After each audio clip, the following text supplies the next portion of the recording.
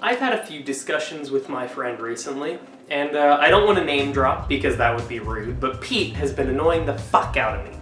So, the reason for this video is I want to talk about the state of the gaming industry. Now, I am not going to touch upon some of the hot button topics like loot boxes or microtransactions or gambling with minors or the fact that it's just become this huge corporate thing and it completely preys upon just the naivety and excitement of people over their favorite brands. I don't want to talk about that, although I might touch upon that last one a little bit. But what I do want to talk about today is the fact that if a game has been launched and it's not the complete version, that's not okay. And it will never be okay. It will never be fine for a game to come out that's incomplete and advertised, marketed, and launched as if it is a complete game. Even in the future, if they make some updates to the game to make it what it originally should have been, that's still not okay. And by thinking that it's okay, you're actually causing some sort of a negative influence on the future of the gaming industry. And I'm going to give some examples on why I think that and why, Pete, you need to wise up. In this video, I plan on talking about a bunch of different games, some of which are positive and some of which are negative, and then there are others that I will mention, but I really won't talk about in depth that much. Some of the games that I'll talk about will be No Man's Sky, Destiny, Fallout 76, Astroneer, and Halo 5. Now, I have a Master Chief Stress Ball. That was a gift from my wonderful girlfriend. I love Halo. Halo is my favorite series of all time, and I still know that Halo 5's release, development cycle, and the actual gameplay and story was horseshit. Now, I know that I'm a little bit biased, so I won't talk about Halo 5 too much because I still have a special place for it in my heart, even if that place is in the depths of hell. But that's okay. With all of that being said, let's start talking about Fallout 76, shall we? Fallout 76 was launched in November of 2018, which, as of making this video, which is right after 2019's E3, was about 8 months ago. And it was Fallout's first attempt at multiplayer, and it was kind of a mess. There were a lot of complaints that there was not a lot of content.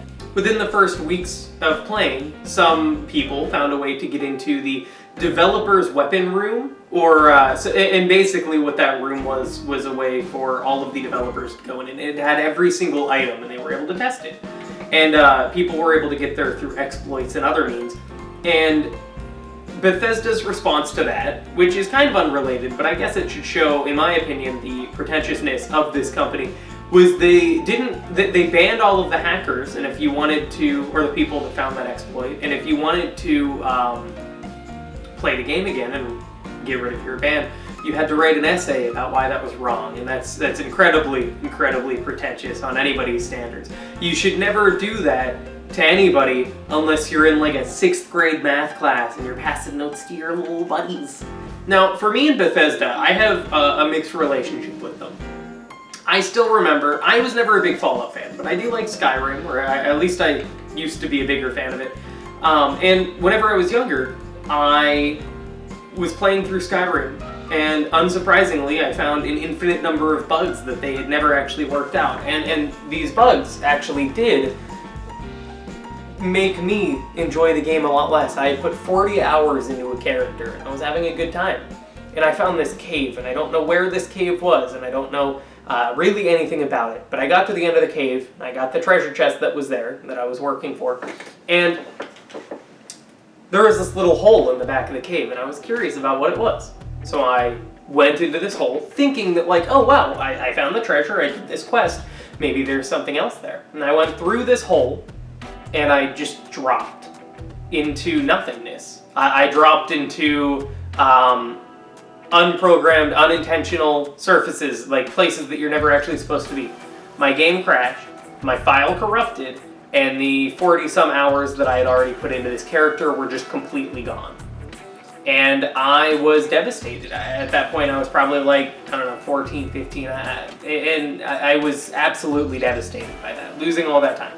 I do not like the amount of bugs that are passed, and I don't like the fact that people give Bethesda a pass for how many bugs there are. Now, Pete, when you bought Fallout 76, you recently told everybody in this group that we're a part of that when you bought it, everybody needed to have the knowledge that Fallout 76 was a work in progress, or it was really more of a service type thing. So you would buy it at its full price, and then eventually it would become a full game. Now, that's fucking stupid, first off. I have no problem telling you that it's fucking stupid because of your insistence on saying that anybody who doesn't see that Fallout 76 was a work in progress when they bought it is ignorant. So I already find your views a little bit high and mighty, so I have no problem making mine the same. Now, if you bought a washing machine and you need to clean your clothing, and you bought it in November 2018, and it kinda worked, but every time you did a load, you lost socks, sometimes it would stop. The load would always be shifted to one side, it would always make a lot of noise, and it'd be a really imperfect thing, and you wouldn't have any fun with it. You would honestly just hate that machine with all of your heart, and you'd be mad that you spent money on it. Would you be happy when in June, this company comes and repairs the washing machine and makes it perfect? Would you like that washing machine as much as you would have if it was perfect from the start? Of fucking course not, because it's a terrible machine and it should have been right when you bought it at first. Fallout 76, they recently added Battle Royale. That is, first off, a trend that I don't care how you feel about Battle Royales, but just jumping on the bandwagon is not really the kind of thing that, for me personally, I see as an innovative type thing. I have no problem with them doing it, although I do not play Battle Royales that much. But I don't find all of these other games that have been in the works for a long time, just adding them for shits and giggles because they want to try to pull from that oversaturated market. It doesn't make any sense. It's not creative and it's not anything.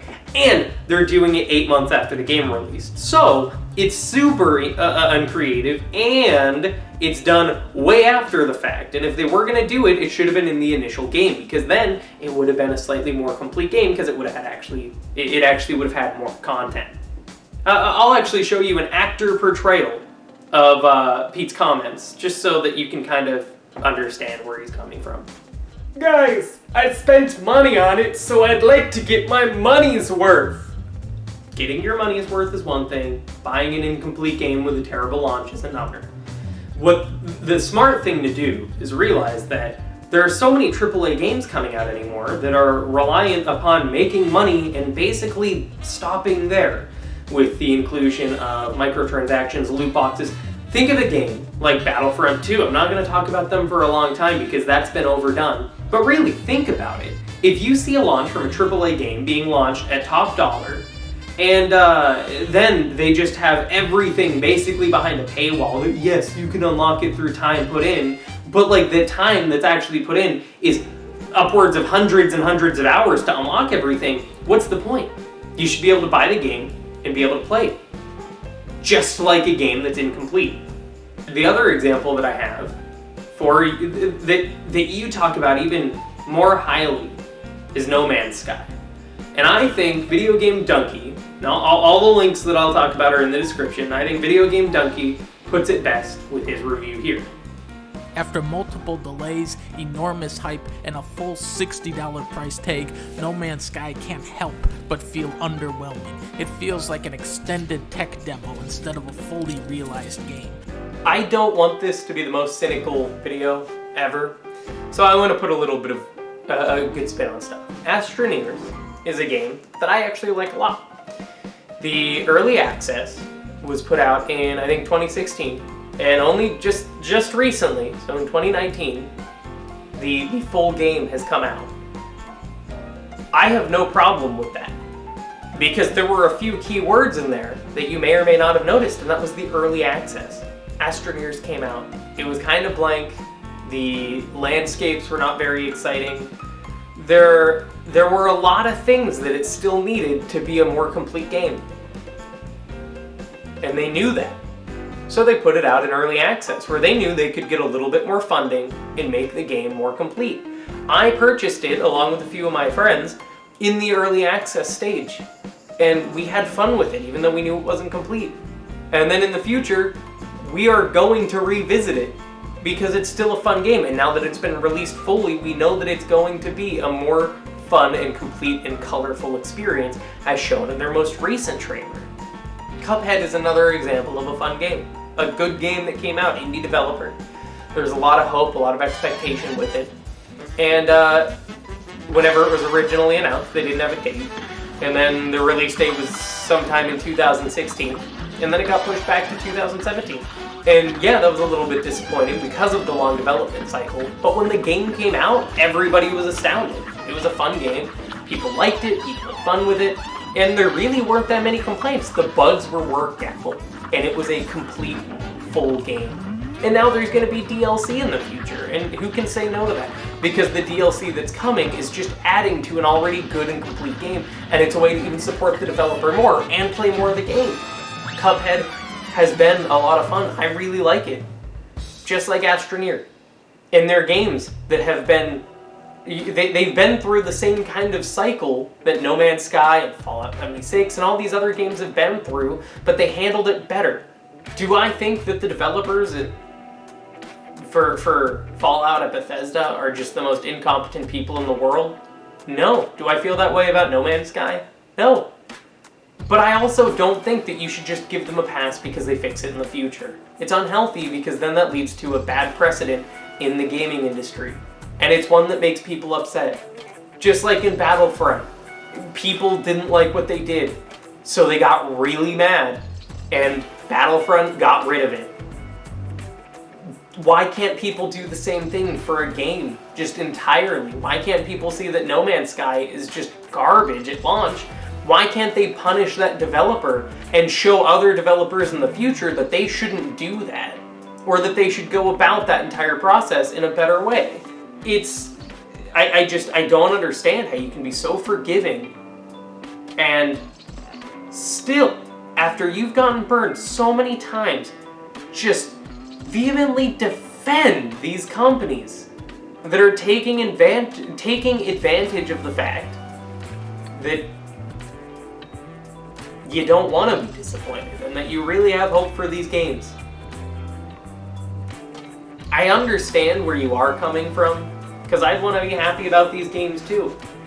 But I don't want you to be exploited, or I don't want any gamer to be exploited or taken advantage of because they're excited about a game. And I think that when a company screws up like that, they should be punished. And they shouldn't be given millions of dollars upon launch to fulfill the promises that they've already said they're going to do by launch. I mean, you can do whatever you want, but you also need to understand that the games that you're supporting have burned a lot of people and have taken money from a lot of people that they really shouldn't have taken from them at that point. I think No Man's Sky should have flopped, and I think that studio should have gone out of business.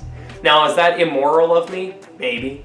Do I give a shit? No, because it's business. It's capitalism. If you put out a shitty product, go out of business. Because you're garbage.